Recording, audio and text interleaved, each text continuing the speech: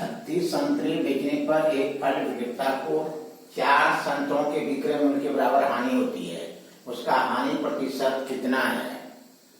बहुत ही शानदार क्वेश्चन है। 36 संतरे बेचने पर, तो ये 36 संतरा बेचने पर क्या है विक्रय मूल्य? तो मान लेते हैं कि एक संतरा का विक्रय मूल्य 1 रुपया है, तो 36 संतरा का विक्रय मूल्य कितना होगा?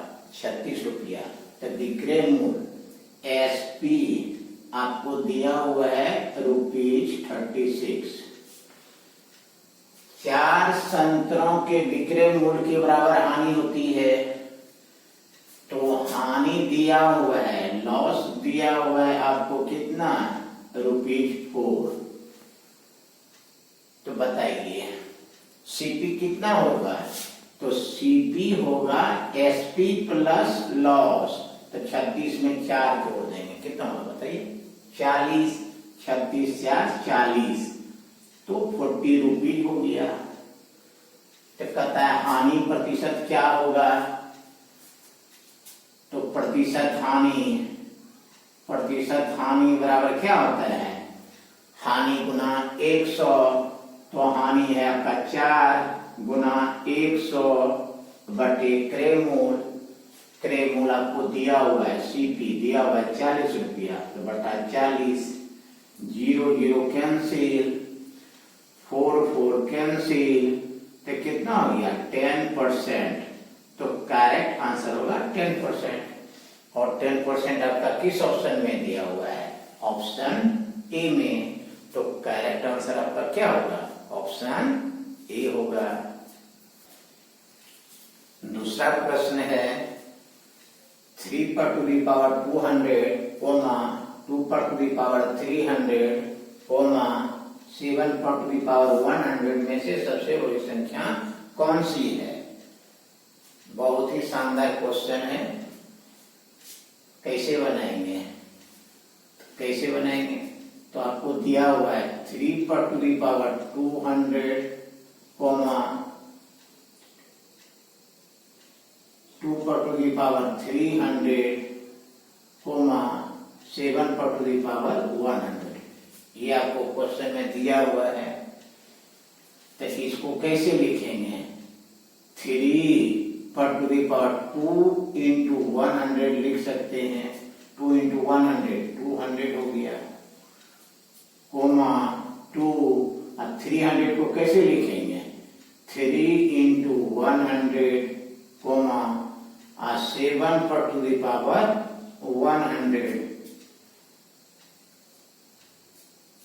इसके बाद देखिए 3 पर टू दी पावर, इसको कैसे लिख सकते हैं? 3 पर टू दी पावर 2 और पूरा पर पावर हम 100 लिख सकते हैं,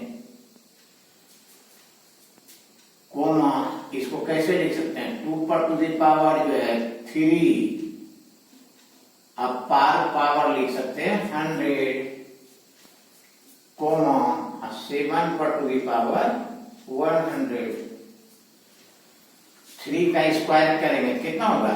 9 पर टू दी पावर 100, कोमा 2 पर टू दी पावर 3, तो 2 इंटू 2 इंटू 2, 2 2 4, 4 2 8, तो 8 पर टू दी पावर जो है 100, कोमा 7 पर टू दी पावर 100। अब सब में देखिए सबका पावर सेम हो गया, तो यदि पावर सेम हो गया तो बेस में जो बड़ा होगा वही सबसे बड़ी संख्या होगा। तो बताइए बेस में सबसे बड़ी संख्या कौन है? बेस है देखिए 7, इसका है 8, इसका बेस है 9, तो पावर सबका इक्वल है, तो बेस में जो सबसे बड़ी संख्या रहेगा वो सबसे बड़ी संख्या होगा। तो बताइए सबसे बड़ी संख्या क्या है? 9 पर टू दी पावर 100, और 9 पर टू दी पावर 100 किसका निकला है? 3 पर टू दी पावर 200 का निकला है।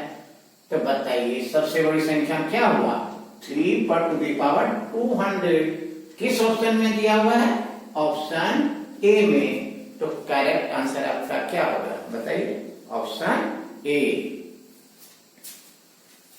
तीसरा प्रश्न है किसी गांव की जनसंख्या 5% घट जाती है, यदि वह जनसंख्या 4500 अधिक होती तो जनसंख्या में 10% की वृद्धि हो जाती। गांव की मूल जनसंख्या ज्ञात करना है। ये आपका क्वेश्चन एसएससी एग्जाम में पूछा जा चुका है। बहुत ही शानदार तरीके से बनाएंगे। तो कहता है गांव की मूल जनसंख्या क्या होगा। तो मान लेते हैं उस गांव की जनसंख्या मान लेते हैं 100 थी। कितना थी? उस गांव की जनसंख्या मान लेते हैं 100 थी। इसके बाद क्या कहता है, गांव की जनसंख्या में 5% घट जाती है, 5% घट जाती है। तो 100 में यदि 5% घटने का मतलब है कि 100 में 5 कम हो गया। तो बताइए 100 में यदि 5 कम हो जाएगा तो कितना हो जाएगा? 95 हो जाएगा। 5% घट जाती है। 5% घटने का मतलब है 100 में 5 कम हो गया। तो 100 में 5 कम हो गया तो उस गांव की जनसंख्या कितना हो गया? 100 - 5 95। अब देखिए क्या कह रहा है कि यदि वह जनसंख्या 4500 अधिक होती तो जनसंख्या में 10% की वृद्धि हो जाती। तो 10% वृद्धि का मतलब है कि 100 में 10 ज्यादा हो जाता है। तो 100 में 10 ज्यादा हो जाएगा तो बताइए कितना होगा? 110 होगा। तो 110 हो जाएगा। 10% वृद्धि होने पर गांव की जनसंख्या कितना हो जाएगा? 110। अब बताइए कितना का अंतर हो गया? बताइए तो 110 में 95 घटा देंगे तो कितना का अंतर हो गया? 15। कहने का मतलब गांव की जनसंख्या 15 अधिक हो गई। अब कहने का मतलब हो गया 15 बराबर आपको 4500। 15 बराबर कितना हो गया? 4500 प्रश्नानुसार। तो 100 में निकालेंगे कितना होगा? तो 4500 गुना 100 अब बटा 15 कर देंगे। कटा दीजिए। 45 2 0 तो 300 गुना 100 कर देंगे तो कितना होगा? 30,000। तो उस गांव की मूल जनसंख्या 30,000 थी। और बताइए 30,000 आपका किस ऑप्शन में दिया हुआ है? आपका ऑप्शन बी में दिया हुआ है। तो करेक्ट आंसर आपका ऑप्शन बी होगा। चौथा प्रश्न है कि किसी परीक्षा में 30% परीक्षार्थी फेल हुए। यदि उत्तीर्ण परीक्षार्थियों की संख्या फेल परीक्षार्थियों की संख्या से 60 अधिक हो तो परीक्षार्थियों की कुल संख्या क्या है? ये आपका एसएससी एग्जाम में पूछा जा चुका है। बहुत ही इंपॉर्टेंट क्वेश्चन है। तो इसको कैसे बनाएंगे? तो देखिए 30% परीक्षार्थी फेल हुए। तो फेल हुए परीक्षार्थी बताइए कितना है? 30%। 30%। तो बताइए उत्तीर्ण हुए परीक्षार्थी कितना हुआ? उत्तीर्ण हुए परीक्षार्थी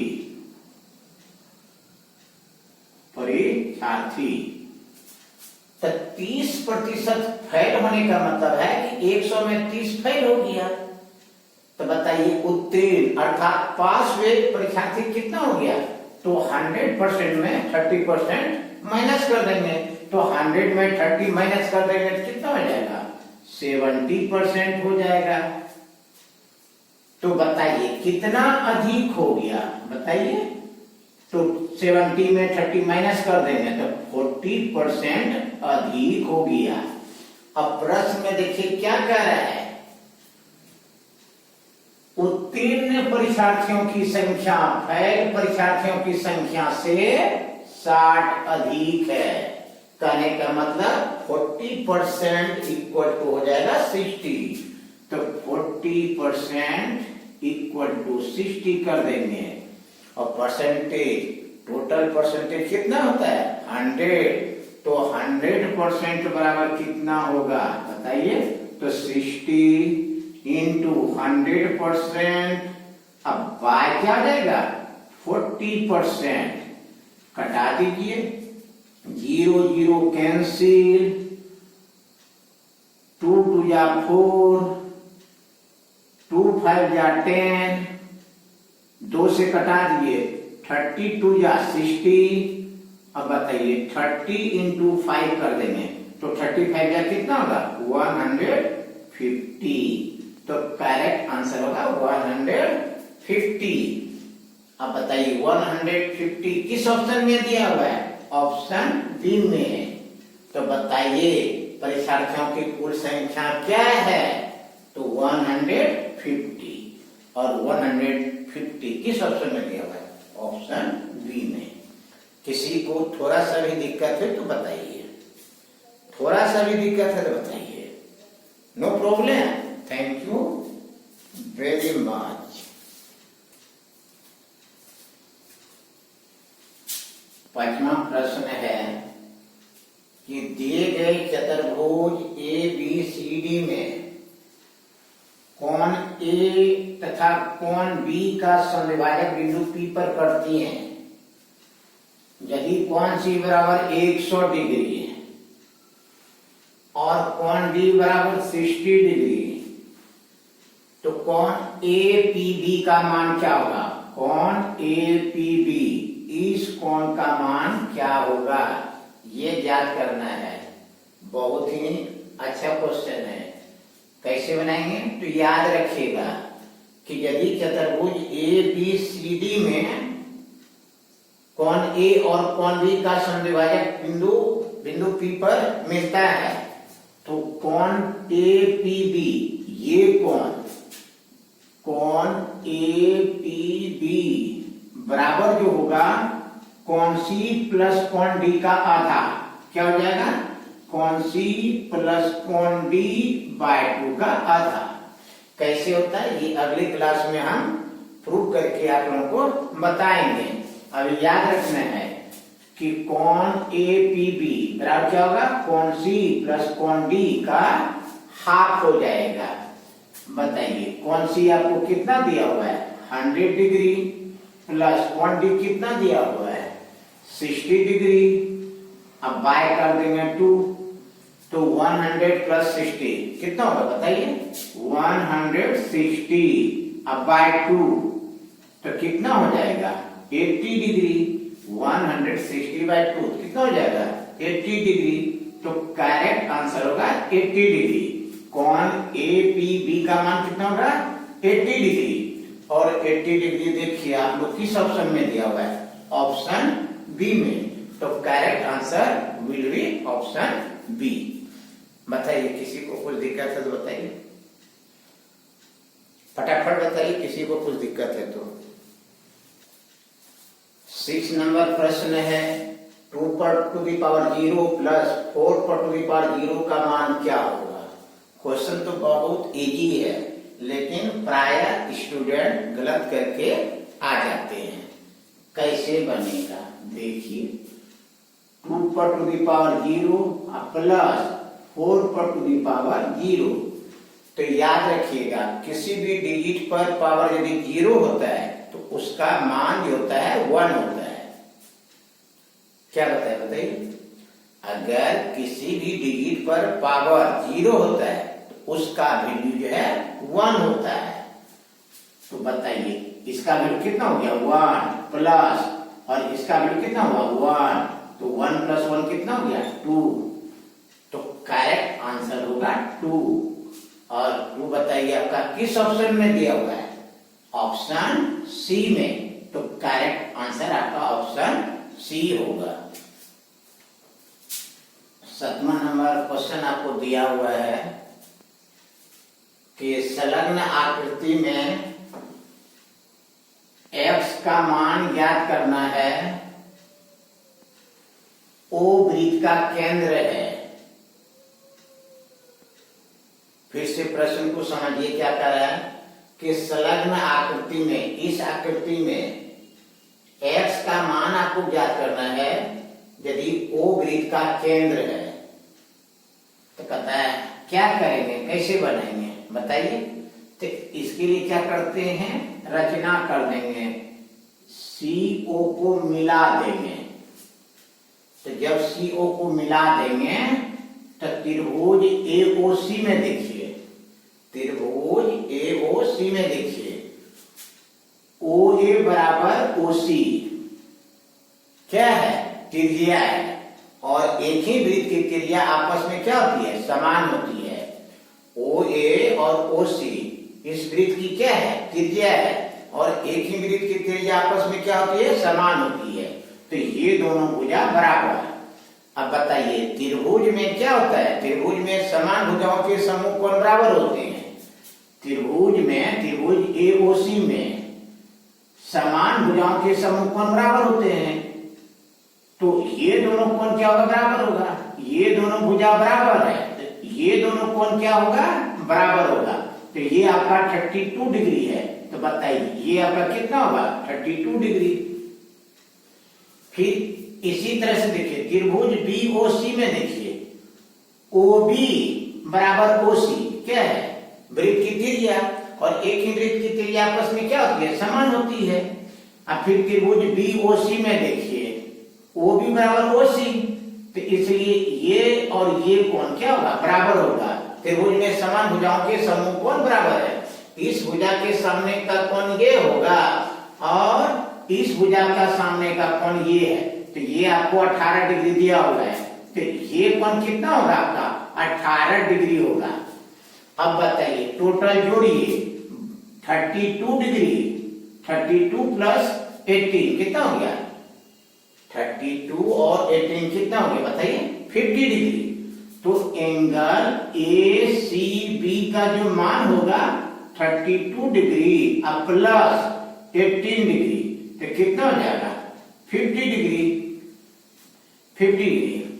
अब याद रखिएगा कि केंद्र पर बना कोण जो होता है परिधि पर बने कोण का दुगुना होता है। कोण AOB जो होगा और कोण ACB का दुगुना होगा। वृत्त के केंद्र पर बना कोण वृत्त के परिधि पर बने कोण का दुगुना होता है, अर्थात कोण AOB बराबर 2 कोण ACB। 2 और कोण ACB का मान कितना निकला 50 डिग्री, तो 50 डिग्री। अब 50 गुना 2 कर देंगे कितना होगा 100 डिग्री। तो करेक्ट आंसर होगा 100 डिग्री। और 100 डिग्री आपका किस ऑप्शन में दिया हुआ है, ऑप्शन सी में। तो करेक्ट आंसर आपका ऑप्शन सी होगा। आशा है आप लोगों को वीडियो पसंद आया होगा। यदि वीडियो पसंद आया तो इसे लाइक कीजिए, शेयर कीजिए और अपने उन दोस्तों में शेयर कीजिए जिनको इनका सख्त जरूरत है। यदि आप लोगों ने अभी तक हमारा चैनल सब्सक्राइब नहीं किए हैं तो प्लीज चैनल को सब्सक्राइब कर लीजिए और बेल आइकन का बटन भी दबा दीजिए ताकि सबसे पहला नोटिफिकेशन आपको मिल सके। Thank you very much.